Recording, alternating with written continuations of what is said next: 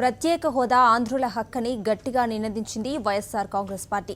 ఆంధ్రప్రదేశ్కు ఆక్సిజన్ అయినటువంటి ప్రత్యేక హోదాను అధికార పార్టీ పక్కన పెట్టడంతో ప్రతిపక్షం ఆ బాధ్యతను ఎత్తుకుంది వైఎస్ఆర్ కాంగ్రెస్ పార్టీ. రాష్ట్రంలోనే కాదు ఢిల్లీ వేదికగా కూడా ప్రత్యేక నినాదాన్ని నినదించింది. ప్రత్యేక హోదానే సంజీవని, ప్రత్యేక హోదానే శ్రీరామ రక్ష, ప్రత్యేక హోదాతోనే ఉద్యోగాలు, ప్రత్యేక హోదాతోనే పరిశ్రమలు, ప్రత్యేక హోదాతోనే పన్ను రాయితీలు, ప్రత్యేక హోదానే ప్రాణవాయువు, ప్రత్యేక హోదా కోసం అలుపెరగని పోరాటం, నిరవధిక దీక్షకు దిగిన వైఎస్ జగన్, ఢిల్లీ వేదికగా పోరాటం. ఆంధ్రప్రదేశ్కు ప్రాణవాయువైనటువంటి ప్రత్యేక హోదాను సాధించేందుకు 2015 ఏడాది పొడవునా వైఎస్ఆర్సీపీ పోరాటం చేస్తూనే ఉంది. రాష్ట్రపతి మొదలుకుని కేంద్రంలో ఉన్న ప్రతి ఒక్కరి ముందు ఆంధ్రప్రదేశ్కు ప్రత్యేక హోదా ఆవశ్యకతను తెలియజెప్పింది. పార్లమెంటులోనూ సందర్భం దొరికిన ప్రతిసారి ప్రత్యేక హోదా అంశాన్ని పార్టీ లేవనెత్తింది. ఏపీకి ఎన్ని అన్యాయాలైనా చేయవచ్చన్నట్లు వ్యవహరిస్తున్న కేంద్ర రాష్ట్ర ప్రభుత్వాల తీరును విపక్షంగా వైఎస్ఆర్సీపీ అనేక సందర్భాల్లో ఎండగట్టింది.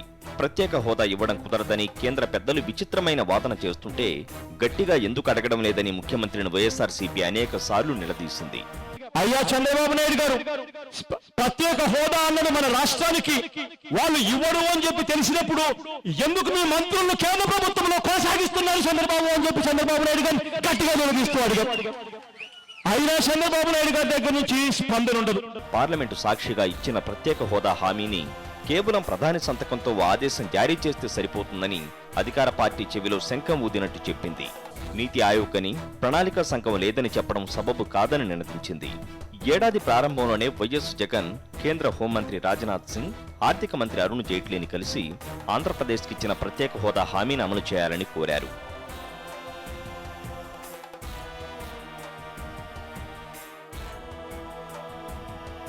బడ్జెట్పై చర్చ సందర్భంగా పార్టీ సభ్యుడు మేకపాటి రాజమోహన్ రెడ్డి మార్చిలో పార్లమెంటు సాక్షిగా ఆంధ్రప్రదేశ్కు జరుగుతున్న అన్యాయాన్ని వివరించారు. విభజనతో కుదేలైన ఆంధ్రప్రదేశ్ను ఆదుకునేది ప్రత్యేక హోదాననే విషయాన్ని కేంద్ర ప్రభుత్వ పెద్దలకు అర్థమయ్యేలా వివరించారు.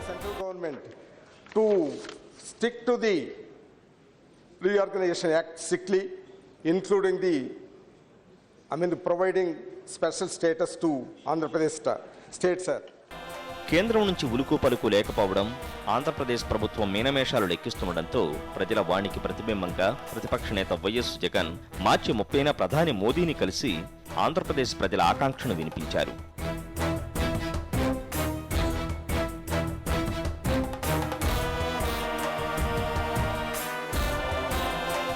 ఎట్టి పరిస్థితుల్లోనూ ఆంధ్రప్రదేశ్కు ప్రత్యేక హోదా ఇవ్వాల్సిందేనని గట్టిగా కోరారు.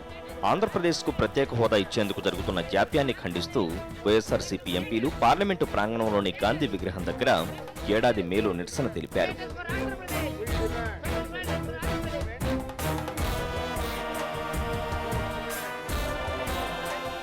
ఆంధ్రప్రదేశ్కు ప్రత్యేక హోదా కల్పించి ఆర్థికంగా నిలదొక్కునేలా చూడాలని రాష్ట్రపతి ప్రణబ్ ముఖర్జీని వైఎస్ జగన్ కోరారు.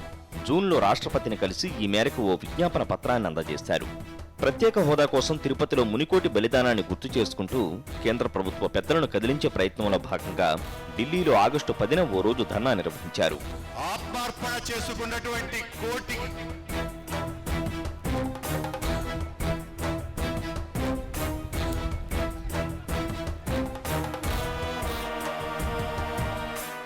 జంతర్మంతర వేదికగా సాగిన ఈ ధర్నా కార్యక్రమానికి రాష్ట్రం నలుమూలల నుంచి వేలాది మంది తరలివచ్చారు. ప్రత్యేక హోదా కోసం వైఎస్ జగన్ చేస్తున్న పోరాటానికి వామపక్షాలు మద్దతు ప్రకటించాయి. ధర్నా అనంతరం పార్లమెంటు వైపు వెళుతున్న వైఎస్ జగన్ను పోలీసులు అడ్డుకుని అదుపులోకి తీసుకుని పార్లమెంటు స్ట్రీట్ పోలీస్ స్టేషన్కు తరలించారు.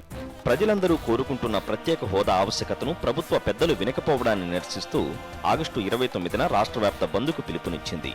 ప్రజలంతా స్వచ్ఛందంగా ఈ బంద్లో పాల్గొని విజయవంతం చేశారు. ప్రత్యేక హోదా సాధన కోసం ప్రాణత్యాగానికి సిద్ధమని ప్రకటించిన వైఎస్ జగన్ గుంటూరులో అక్టోబర్ 7న నిరవధిక దీక్ష చేపట్టారు. 7 రోజుల పాటు కఠోర దీక్షలో ఆయన ఆరోగ్య పరిస్థితి క్లిష్టంగా మారడంతో ప్రభుత్వం బలవంతంగా ఆయనను ఆసుపత్రికి తరలించింది.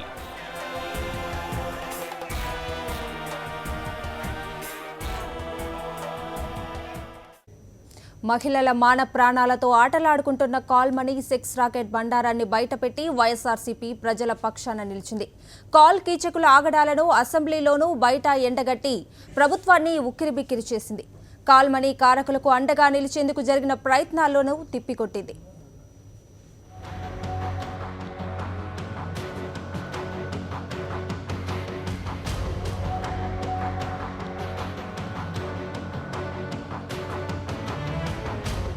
ఇక కంపరం పుట్టిన కాల్ మనీ వ్యవహారంలో ప్రతిపక్షంగా వైఎస్ఆర్సీపీ ప్రభుత్వాన్ని చీల్చి చెండాడింది.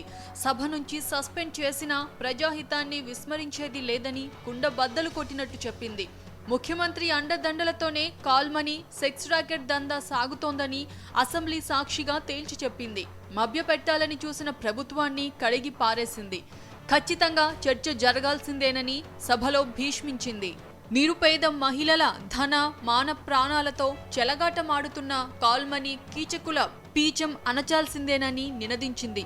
19 నెలలుగా ముఖ్యమంత్రి, మంత్రులు, ఉన్నత స్థాయి పోలీసు అధికారులు, పరిపాలనా అధికారులు కొలువుదీరిన విజయవాడలో సభ్య సమాజం, మానవజాతి తలదించుకునే స్థాయి హీనమైన ఘోరమైన నేరాలకు అడ్డాగా మారడంపై వైఎస్ఆర్సీపీ అధ్యక్షుడు వైఎస్ జగన్మోహన్ రెడ్డి విస్మయం వ్యక్తం చేశారు. ఏ నిందితుడితో అయితే తాను ఫోటో తీసుకున్నాడో అదే నిందితుడు అడిషనల్ డీజీ, అదే నిందితుడు ఇంటెలిజెన్స్ డీజీతో కూడా కలిసి ఈ మాదిరిగా మంతనాలు చేసినా కూడా చంద్రబాబు నాయుడు గారు ముద్దాయి కాకుండా పోతాడు అని చెప్పి మీరు అంటా ఉంటే. అసెంబ్లీ సమావేశాలకు ముందే ఈ దురాగతాన్ని వివరిస్తూ ముఖ్యమంత్రికి బహిరంగ లేఖ రాశారు.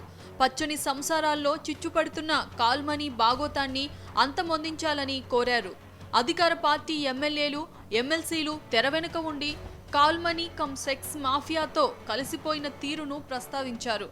అధికార పార్టీ ఎమ్మెల్యేల విదేశీ యాత్రల వెనుక కాల్ మనీ కీచకుల హస్తం ఉందని ఆధారాలతో బయటపెట్టారు. చిన్న చిన్న విషయాలకు ప్రెస్ మీట్లు సుదీర్ఘంగా మాట్లాడే ముఖ్యమంత్రికి విజయవాడలో జరుగుతున్న దురాగతాలు కనిపించడం లేదా అని ప్రశ్నించారు. అధికార పార్టీ అండతో చెలరేగిపోతున్న కాల్ మనీ ఆగడాలకు ప్రభుత్వం బాధ్యత వహించాలని డిమాండ్ చేశారు. హైకోర్టును ఒప్పించి ఈ మొత్తం వ్యవహారంపై న్యాయస్థానం ఆధ్వర్యంలో విచారణ జరపాలని కోరారు. కాల్ మనీ సెక్స్ రాకెట్ ఆగడాలను రాష్ట్ర గవర్నర్ నరసింహన్ దృష్టికి వైఎస్ జగన్ తీసుకెళ్లారు. అసెంబ్లీలోనూ ఈ వ్యవహారంపై ప్రభుత్వాన్ని నిలదీశారు. హైదరాబాద్లో ఉన్న రాష్ట్రపతి ప్రణబ్ ముఖర్జీ దృష్టికి కూడా ఈ అంశాన్ని తీసుకెళ్లారు.